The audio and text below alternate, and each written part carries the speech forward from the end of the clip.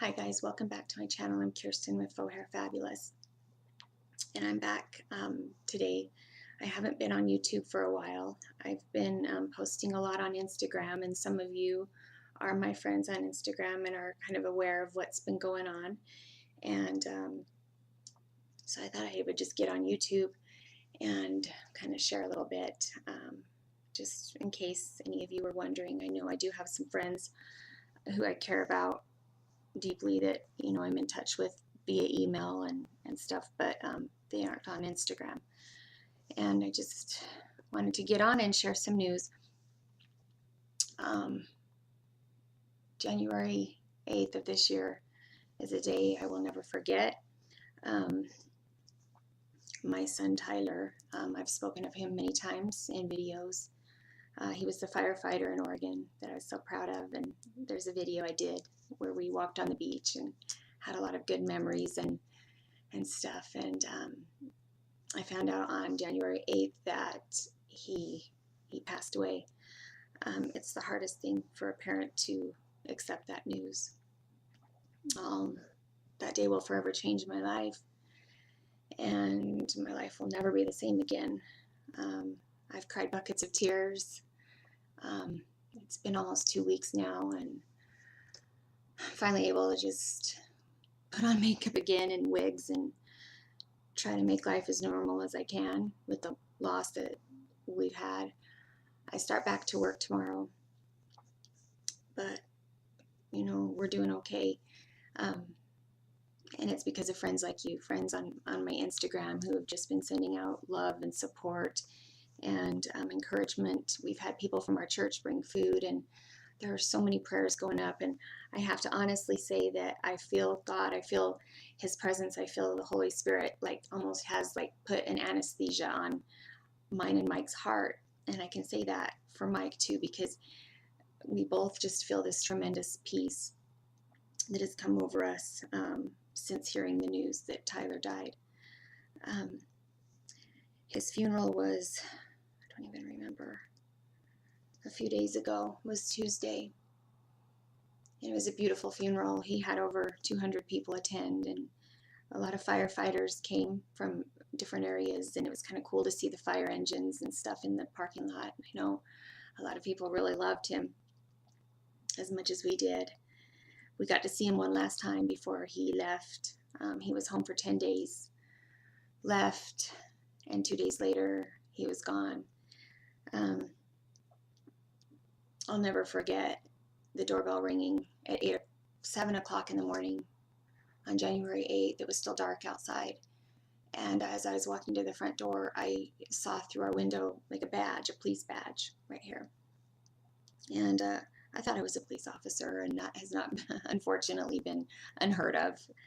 With two teenage drivers when they were teenagers, Haley and Tyler both, they could get a little crazy on the road and spinning cookies and stuff where they shouldn't be and stuff. And so we had cops coming over to let us know whatever when they were 16, 17.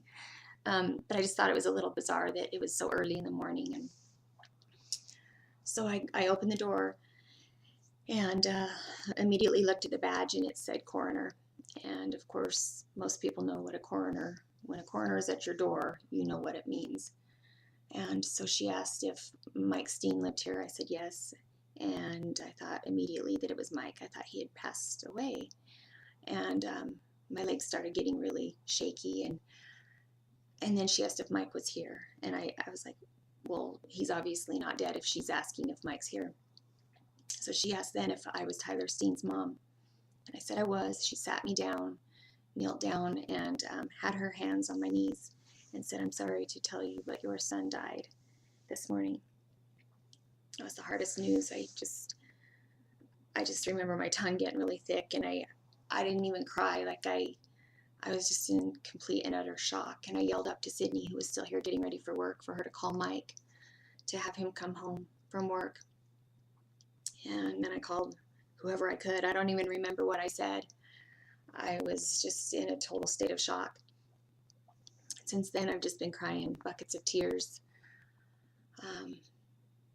But I've had a lot of support from friends from YouTube. Well, mostly from Instagram, and friends personal friends and our church, and a lot of prayers. And I can feel the prayers. I feel the peace in my heart. I'm not crying now because some days are better than others. Today I did have a little cry this morning, but in the beginning when it happened on the 8th, it's like Mike and I would cry for hours. And then it's, slowly now it's like 2 or 3 times a day. It helped that he didn't live here, so it's not like we're missing like his presence. He's been in Oregon for 2 years. But I think the hardest part of it all is that he took his own life. He had diabetes and type 1, and his blood sugar was at 850, which is, if any of you know, that's a very high number.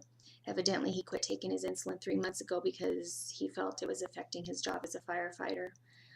It was causing him to have seizures because he'd take insulin and then work so hard, and then he would end up having a seizure.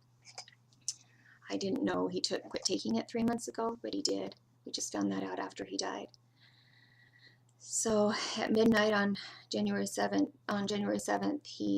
his blood sugar was that high, and he'd had some kind of an altercation with a friend, I guess. I don't know. I really don't know the details.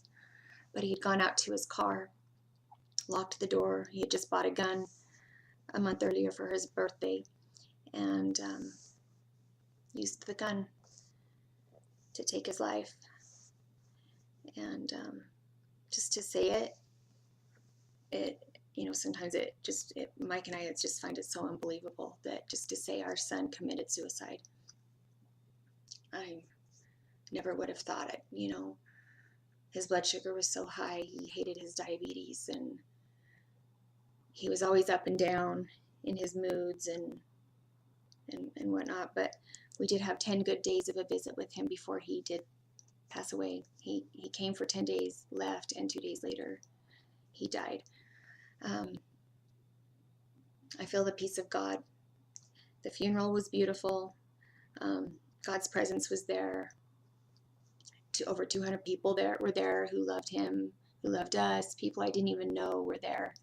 Firefighters from Meridian, from other areas around Boise, Idaho, where we live, were there. And it was really cool to see the fire trucks and the fire engines and the things that he loved so much. He was a big hero. From some of the stories we heard, he was quite the leader and such a hero. And it was really, really great to hear those stories. I had a great closure because I spent so much time with him while he was in the casket. I just touched his face. I smelled him. I kissed him. I wanted to get every last little memory and little bit of my son to have in my heart and in my mind. And I felt I got plenty of closure. And so they finally closed the casket. Before they closed the casket at the funeral, I went up and kissed him some more and just hugged him. We buried him with a cup of coffee beans. He loved his coffee since he was 12 years old. And he also liked Taco Bell burritos, so I put a Taco Bell burrito in his hand. And of course, took that out before they closed the casket. I'm going to freeze it and we'll keep it forever. But I've got his wallet here, and it's just memories of my boy.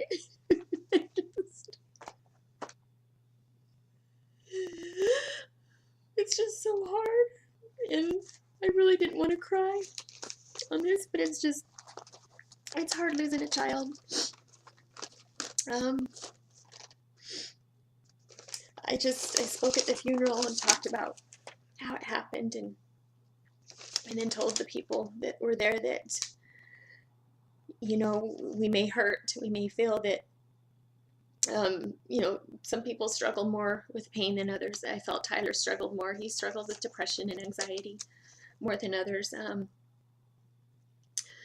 Some struggle with loneliness or mental anguish. The list goes on and on.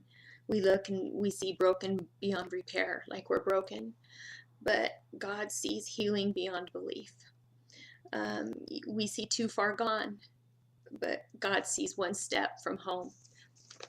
Tyler was saved. He had made Christ the Lord of his life when he was younger, and so I know the minute he took his life was the minute he was with Jesus, and that gives me such hope that he is actually in heaven now. he loved to rock climb, and he's climbing mountains and rocks that without harnesses and protection, you know, because he's up there. And it will be soon that we will see him. And so, you know, I wish he could have gotten help beforehand. But, you know, you're just one step away from hope, one step away from God. We all go through these struggles. We're all broken vessels, and all we need to do is look up to God. And I just had some words. I don't even know what I'm saying. Just troubled souls. This is what I said. Troubled souls, don't lose your heart. The journey seems long, but there has never been a step you've walked all alone when you allow God to bring you joy and peace.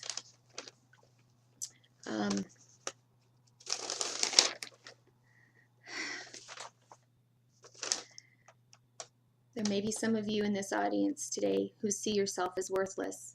And I want to say, stop. God happens to see you through the eyes of mercy. Remember, to him, you are never too far gone. You're only one step away from home. All you have to do is look up to the Lord, look up to God, admit he is Lord. Believe in him. It's as simple as that. Admit that, come humbly to him and admit you're a sinner. We all sin. This world is full of sin. This world is full of brokenness. And just by looking up and admitting to him that he is Lord, is bringing you into his life, and you will never be too far gone. He will always be there for you, even in the last moments of your life.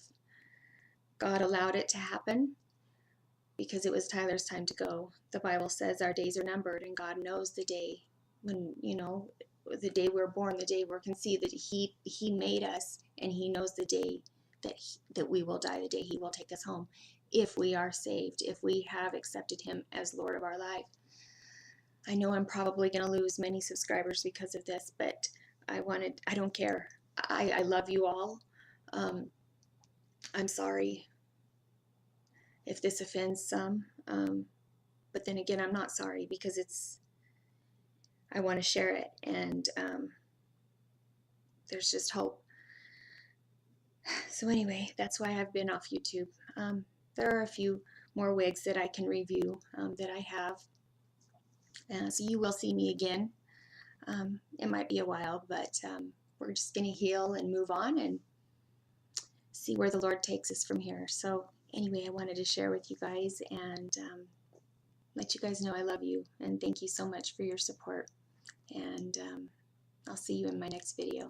Talk to you later.